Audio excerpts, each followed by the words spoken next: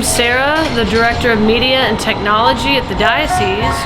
Welcome to this week's Cribs Church Edition.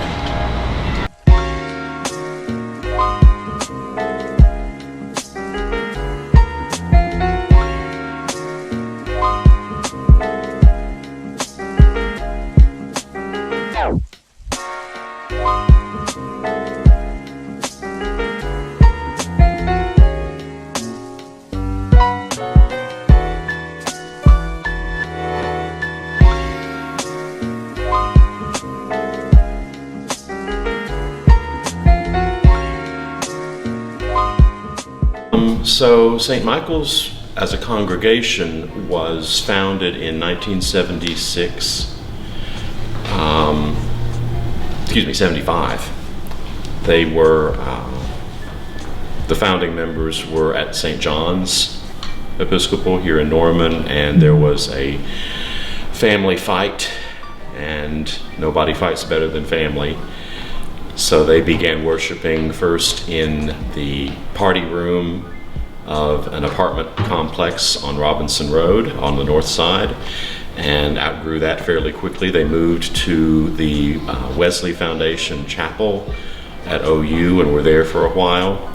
And then someone bought a little church for them on 24th Street, and they worshiped there for a number of years. When they got to build the building that we now occupy, the land was donated and secured by a very generous family in the parish. And they were looking to do something different. They didn't want Victorian Gothic. They wanted something that had a different approach to not only the look of the place, but also what was going to happen there. Wallace Ole was a graduate of Nashotah House and had been trained by Dr. Lewis Weil, and had been thoroughly formed in the new prayer book that was even then coming to be. And so this building has a number of features about it that point to that theology of the church. What does it mean to be the church? And so we begin in the gathering space. And this is in fact called the in-gathering space. Sometimes I'll say parish hall and I'll be correct. No, the gathering space. So we gather in, and you have to come through the one door. Front entrance is pretty obvious. We do have other secondary ways, but this is clearly the intended approach. And so you come through the doors into the welcoming hospitality place. Coffee hour is usually set up over here near the kitchen. The doors over here lead out to the education building, and then the doors into the church itself. This building, well, the complex itself is, I think, a riff on Spanish colonial traditional architecture. Wallace and Sheila Ole are great lovers of all things Santa Fe, and so this is kind of a Oklahoma suburban take on the Chapel of San Miguel in Santa Fe. I had to walk around the campus a couple of times when I first got here to figure out, now what's going on? And then it finally hit me. So you see the stucco, the kind of adobe gestures. The room in which we worship is almost square. It's not long and narrow like so many Episcopal churches. The idea was that there should be no bad seats. So everyone is within a reasonable distance of the altar platform. Several years ago, they remodeled the space. They took out the carpet and put in the tile. They also cleared out the pews on both sides of the altar. There used to be fixed seating there, so they built the choir loft to the one side with movable chairs, and the other side was just left open. As I mentioned before, the space itself intends to be a gathering place. So it's almost square in its design. No one is very far away from anyone else. Even the back row sitters mostly can still hear and engage and do so. The only stained glass in the building is the rose window directly above me, which you'll see at some point. All the other glass in this room is clear. And so we look out to the world. Opposite side of the room faces out onto the St. Michael's Memorial Garden, which is our place of peace and respite. It is also the place where some of our dearly beloved are buried, in the upper portion of the garden. We also have a columbarium in the chapel that I'll show you later. And so we sit literally between the world and the garden.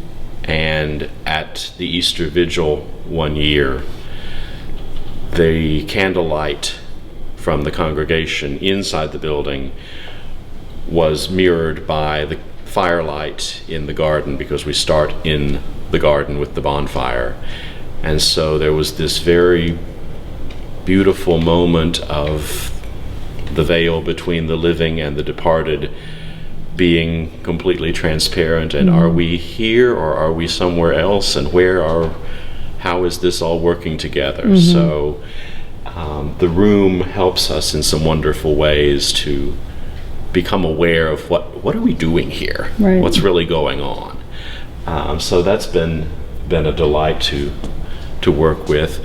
The altar platform, I wish were not quite so lofty. It's 3 steps up, and if you want to be a reader or a chalice minister, that's a thing.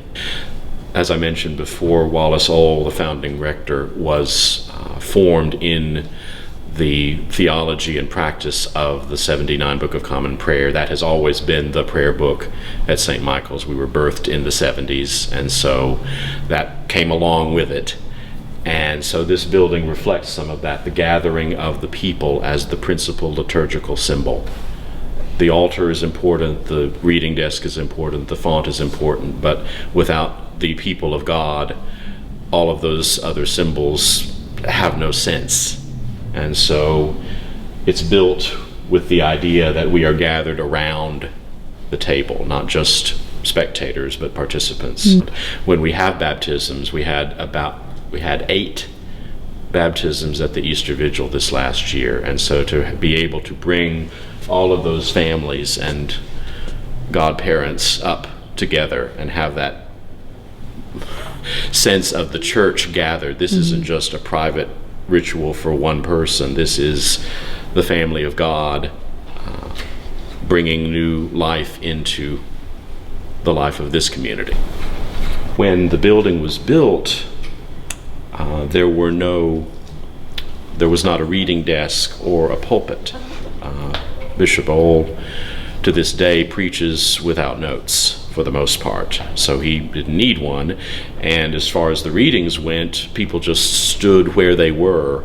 And then a few years later, they had a curate, Father Bippus, who did use a manuscript as a preacher, and so they thought, well, I guess we're going to have to do something. So we have 2 reading desks of the same size and shape. One usually is the pulpit, and the other usually is the reading desk, but there's no discrimination. So when we have, for instance, multiple readers for the Easter Vigil or something like that, we may be using them both at the same time, and someone else has a microphone elsewhere. So the ability to use the space in some creative ways, depending on what we're trying to do with it for that occasion. The altar is technically movable. It's very heavy, and it's a project, but it can be lifted up and moved around. And so for lessons and carols, for example, we will move it to the back of the platform, and the choir will be seated on the platform and down the steps to sing that service. And then we obviously put everything back when we're done. So I love the playground. Can you tell me about how it came to be and what's the idea behind it? Sure. The playground came from an idea from a friend of mine who is now in the diocese. Father Lee Dominic was the rector of St. Luke's in Minneapolis, and they were doing something similar. They had remodeled their space and had taken a transept and made it a space for their littlest people, and they called it the playground. This is a movement, apparently. This is a thing. Started out of a Lutheran church in Minnesota, where a space within the worship room is set aside for young children. They are not sent out of church. They are allowed to stay, in fact, encouraged to stay in the church and have appropriate activities that are somewhat quiet. Sometimes they're related to what's going on in the liturgy. Sometimes they are just standalone.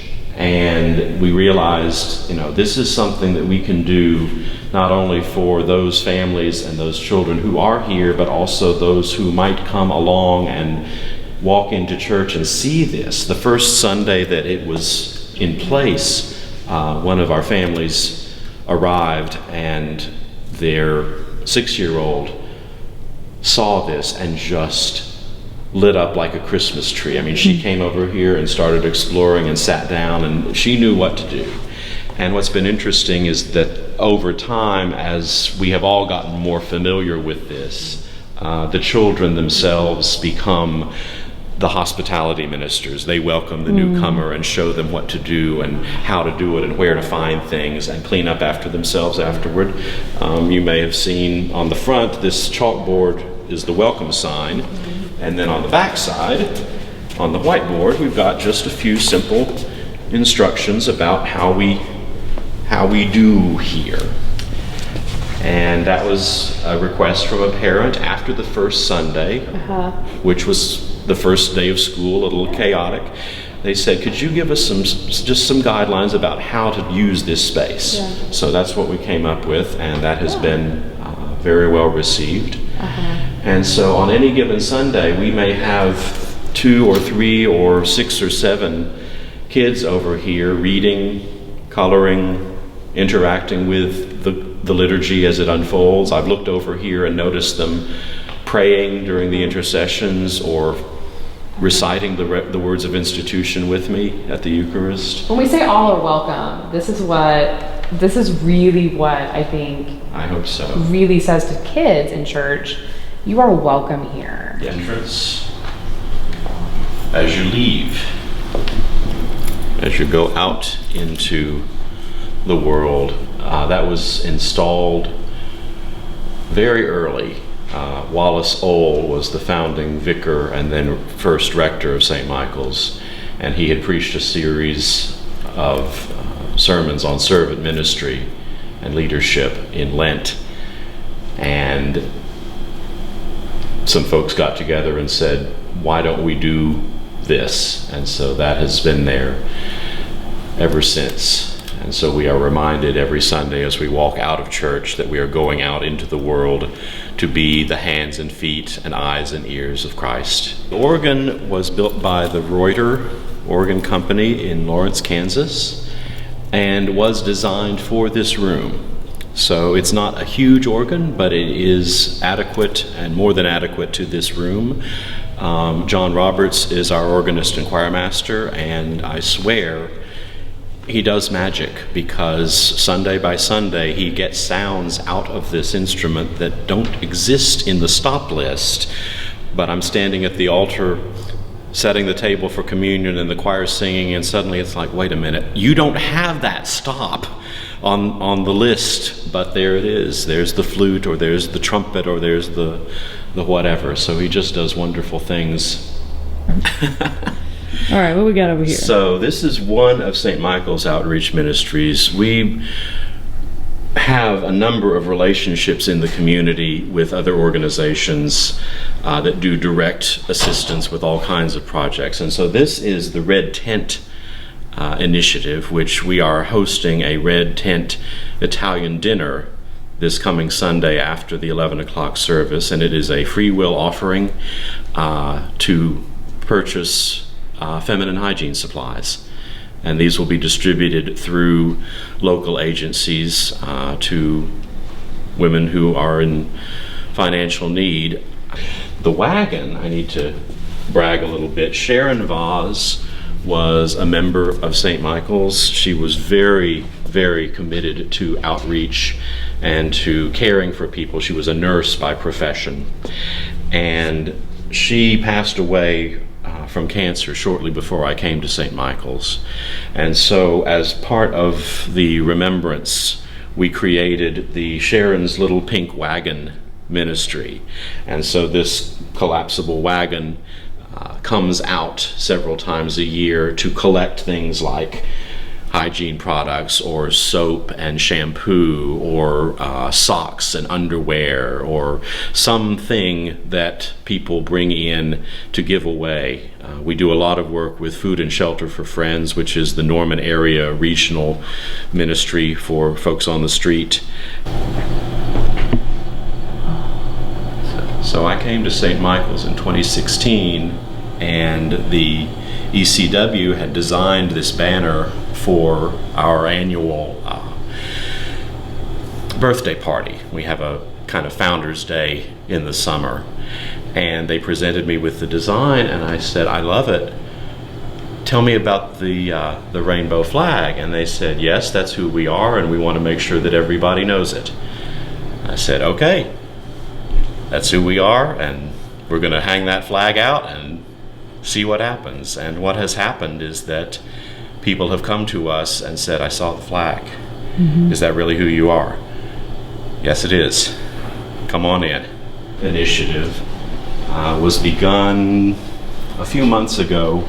We have a parishioner who is very green sensitive and intentional about those things, and she was in touch with other churches in the Norman area to say, we've got curbside recycling in Norman, that's awesome, but the one thing they will not pick up is styrofoam. What can we do? And so some of the churches started creating these gathering stations in their parish halls or fellowship halls where people could bring in packing grade. So these are the big blocks that you get when you order a flat pack from IKEA or something, and then food grade containers, your takeout from the restaurant or your doggy bag. And so they have to be clean, they have to be not covered in peanut butter sauce or whatever, but people have been bringing their stuff in, and we gather it up, and when we've got enough, we load up the truck and take it down to the processing plant in Ada, where they do something with it, grind it up, make it into park furniture or whatever they can do with it, but they keep it out of the landfill. Also, the school, the Montessori school, Southwind, began 30 plus years ago here in this single room. And Carol Zerboni is the headmistress of the school and is a parishioner here at St. Michael's. She wanted to start a school in Norman that would be for preschool age, that would help get them ready for what was coming next, whatever that might be. And she was looking for a place where she could set up her school. And she was driving past as this building was being built, and she saw a Jeep in the parking lot with a bumper sticker that said, Willie Nelson for president. And she said, I gotta meet this guy. So she pulled in the parking lot, and Wallace Ohl was in his office working on something, and they started imagining together what might be. And so Southwind Montessori began here in this room, and then when we built the education building, moved over there. And we host on Wednesdays a homeschool band instructor. This is a citywide initiative, and several years ago one of our parishioners had a son who was homeschooled, who was part of the band, and came to us and said they need a place to meet. They've been asked to leave where they've been using. Could we make that possible? So they came over here, and at that time it was a fairly small organization. It has since grown and flourished like nobody's business. So on Wednesdays during the school year, they are here in the choir room, they are out in the in-gathering space, they are in the chapel, they are in the library, they are basically in every available room. Strings, brass, woodwinds, percussion, small groups, solo lessons, large ensembles. It is breathtaking. So here is the petition to Chilton Powell, Bishop of Oklahoma, in August of 1976 to organized St. Michael's as a mission of the diocese. Now, by that time, they had already been meeting for, starting from 1975, and had 150 plus in worship on a Sunday. St. Michael's is the record holder for fastest move from organization to parish in the diocese, in the history of the Diocese of Oklahoma. Less than 2 years from zero to we are now a parish, and that document is over here. That's cool. Yeah. How many members do you have, and what's your typical ASA and stuff? ASA right now is running about 110 between the two services. We have an 8:30 and an 11 o'clock. On the rolls, we have about 300. Okay. You know how that goes. Absolutely, for sure. And the funny thing is the 8:30 service is no music. We do sing the doxology. Every other Episcopal church I've ever been part of, the early service is always really quiet and kind of introverted, and people come to service and leave directly after and see you next week. These people show up half an hour early to drink coffee and stand around and chit chat and how's your mama and what's going on and oh my God, did you see the game last night? And I had the first few Sundays I was here, I had to stand in the door and ring that captain's bell and say, would y'all please get in here so we can have church? Godly playroom, and we have started offering that this fall for our younger children on Sunday morning, 5-year-old through 5th grade, and then the older kids have Sunday school curriculum that they work through with Laura Blazek as our youth minister. My wife is a godly play instructor and an evangelist for godly play.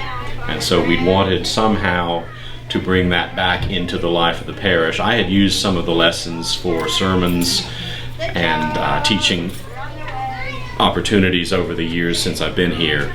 But this year we finally had the necessary personnel and enough kids to make it a viable Sunday school offering. So the funny thing, if you know godly play, obviously I'm preaching to the choir here.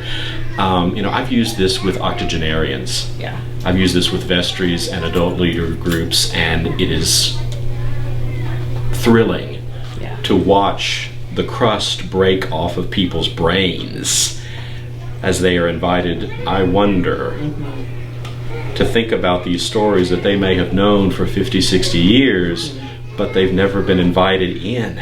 I wonder who you are in the story. Yes. Yeah.